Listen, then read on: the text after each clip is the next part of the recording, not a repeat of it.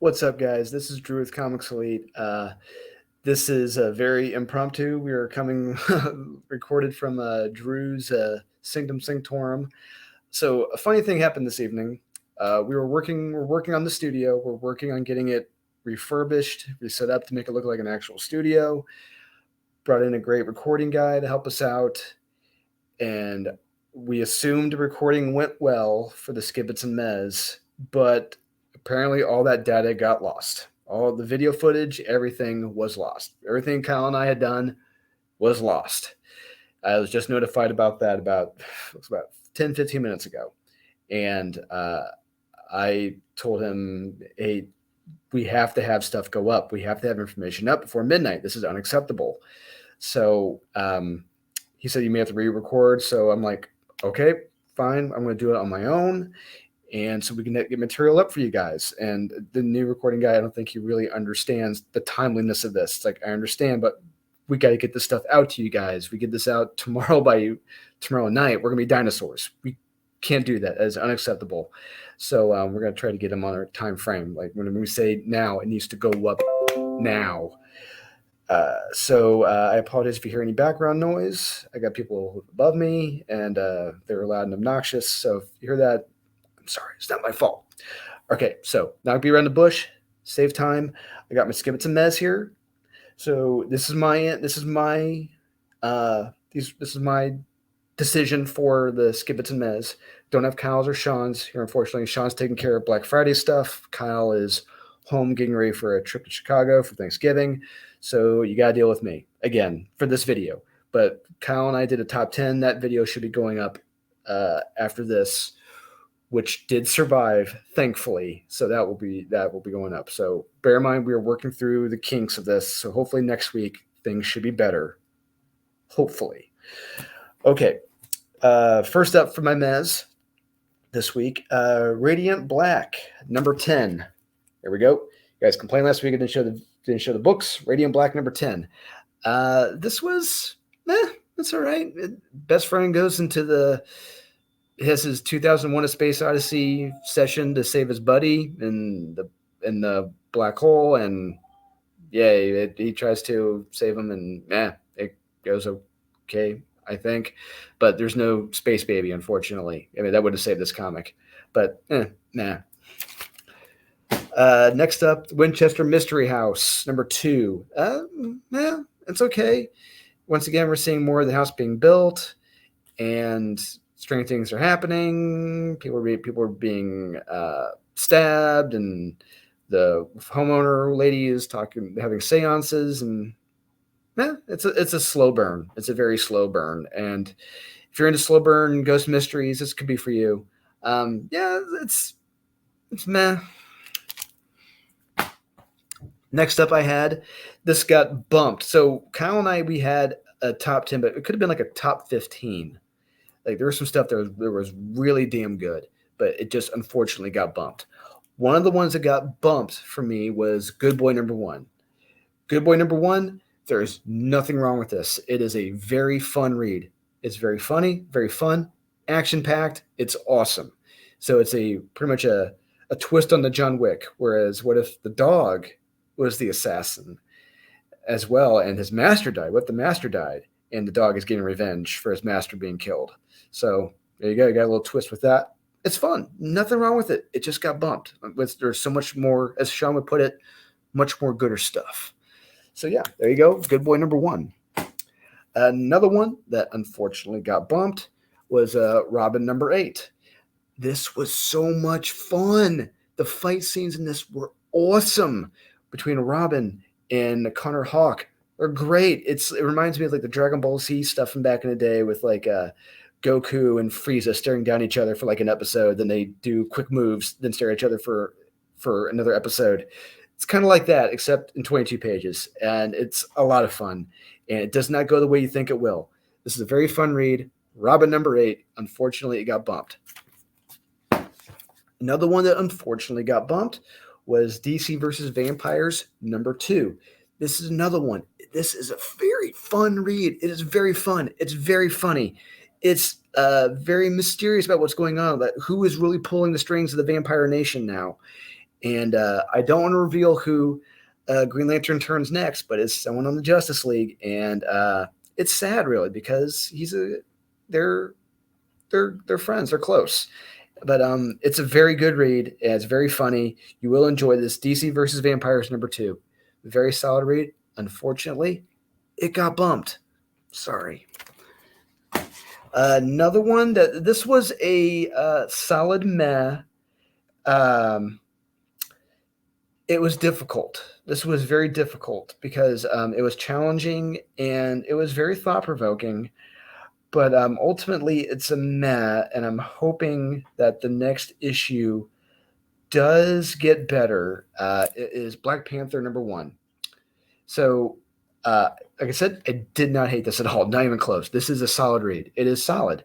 I hope I'm right in the assumption that John Ridley is going to make T'Challa out to be right and the hero, not evil, and the villain for the decisions he makes as a king. Kings make hard decisions. Committees can't. Unfortunately, there are decisions that are made that we aren't privy to that let us sleep comfortably at night. And that's what kings do. They make those decisions. And I'm really hoping John really shows that, yes, these decisions that he made were the right decisions. So it's a meh for right now. I'm thinking it can get better and it will get better. It's a solid pickup to take a look at. You could do a heck of a lot worse than Black Panther #1. Another one that's just crazy town meh is Batman Reptilian #6. This is the final issue, and I hate to say this, but thankfully this is over. This issue is just straight up crazy. This whole series has just been like a Looney Tunes, Wile E. Coyote going down the cliff. Just this issue was that poof sound. How this ends, it is so damn weird, and you just come away with Batman just being a straight up asshole. Batman is just no qualms about it. He is an asshole, and what he does to Killer Croc in this. And by the end of this, you just feel bad for Killer Croc. He was the victim of all this, and he's just Garth Ennis is playing it off as a joke.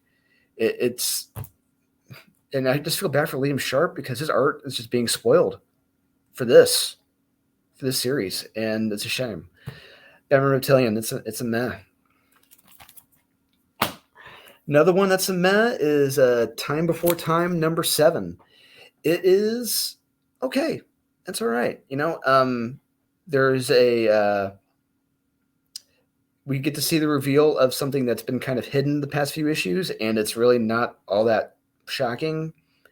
And one of the female characters, the main one, she goes back in time to meet her family, but they're not there. Dun dun dun. It's all right. And once again, we're back to the normal artist. I think McConville. Yeah, McConville. He's his art is very bland. It's not good. It's arguably the worst part of this series, which unfortunately makes it a meh. Next one is Task Force Z #2. It got bumped. It is damn good. There's nothing wrong with this at all. Like we said, we keep it to 10. Got to keep it our top 10. We got rules here, all right? And it just got bumped. This is a solid, fun, action-packed read. What they have set up here with these zombies being more or less reanimated to help out this agency, it's fun. It's funny. It's great. And it's very interesting to see we have the dynamic between two of the characters. One's alive and one's not. It's like, whoa, what are you guys setting up here? This is going to get weird. We're feeling some reanimator stuff's going to be going on here soon. In the end of this, they bring up a new team member that I had no clue was dead. I did not know this. They got to explain themselves for this one. But yeah, it's a very fun read. Task Force Z #2. Had a lot of skippets. Skippets and mez. They had a lot of mez. Wolverine #18. This is moved up from a full-on skippet to a meh. The art in this is outstanding. There's one great scene in this with Wolverine, what he does toward the end. It's like, we've been waiting for this the whole damn series, and finally he does it in one panel, and that's it.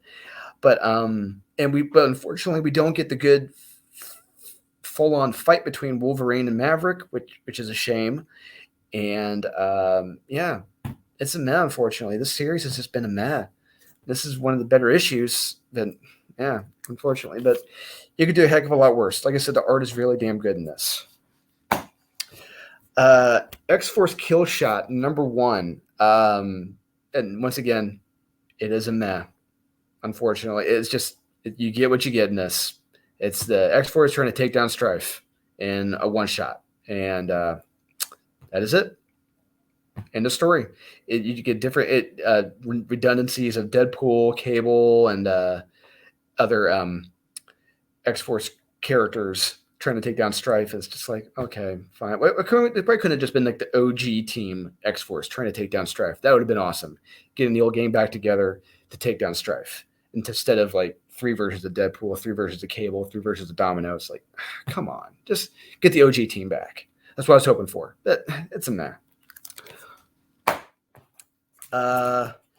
Catwoman 37. This was straight up meh. I mean, we're a week after the Fear State has ended, and I forgot this is still going on. And honestly, I forgot there was another Ivy, and I really couldn't care what happened to Alleytown at this point.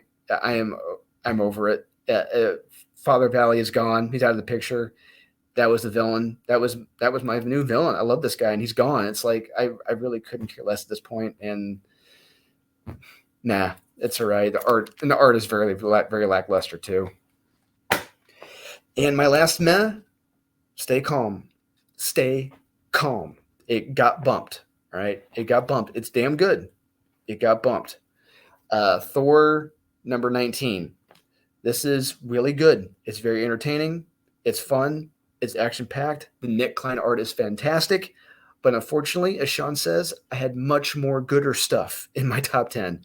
It is damn good. And the mystery behind who's taken Mjolnir, I want to know who it was because it's damn intriguing. And what this person has done to a certain group of people that created Mjolnir, it's not good. It's not good at all. And what Odin and Thor are going to have to go through, it's not going to be pretty.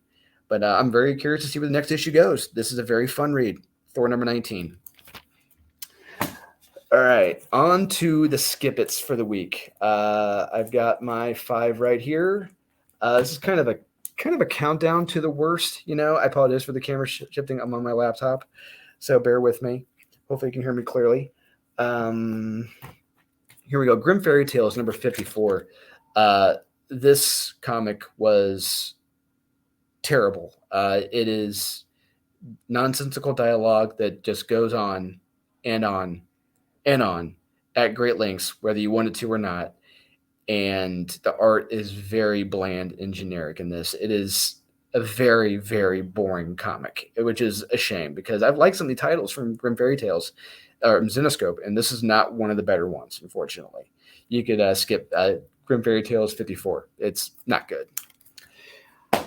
Another skip it is X-Men #5. This comic, woof, oh man, what do I gotta say about this? Jean Grey, once again, mentally manipulates someone into joining the X-Men. And not only that, but bear in mind, she also made Bobby Drake gay. So Jean Grey, she's a menace. Jean Grey is a straight up menace to the world. But once again, the most interesting part of this story is at the very end with Ben Urich, and we only get 1 page of it, 2 pages of it. Talk about burying the lead. Because I really don't care for Polaris, and I really don't care for her obnoxiousness now. It's not very heroic. It's not likable. It's actually very villainous, much like what most of the mutants are now. You could very much do without this comic. It is not good. X-Men #5. No. Star Wars Life Day #1. No. Skip it. We have returned to the time period between Return of the Jedi and The Force Awakens. And so we're back to Han Solo being the deadbeat dad, just taking off with Chewie and losing the Millennium Falcon. When you're the writer and you're writing this in the premise preface before the comic starts. How can you take that seriously? How can you not laugh at that idea that Han would do that? The character growth he had in the original trilogy to just suddenly decide, yep, I just had a kid. I'm going to just abandon them and go, be a scavenger with Chewie. It does not make sense at all. This comic there's no point to this damn comic unless you want to read about Han being a deadbeat dad. But no, skip it. The next one I have got is Wonder Woman Black and Gold, number 6.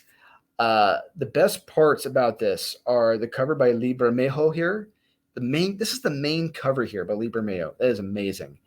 And the one story in here by Liam Sharp, he writes Wonder Woman as like a god, and he's more or less like writing to her, trying to bring her to life. It's very strange. It's very odd. It's very interesting. But all the other stories in this are downright horrendous and terrible. Unfortunately, the one story by Liam Sharp does not save this comic, which is a shame because we liked the last issue so much purely by Peter Tomasi's story alone.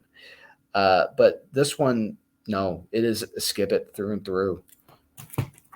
And the last skip it for the week I have got here. This one it is a clear through and through skip it. I could not believe how bad this was. Hawkeye number 1.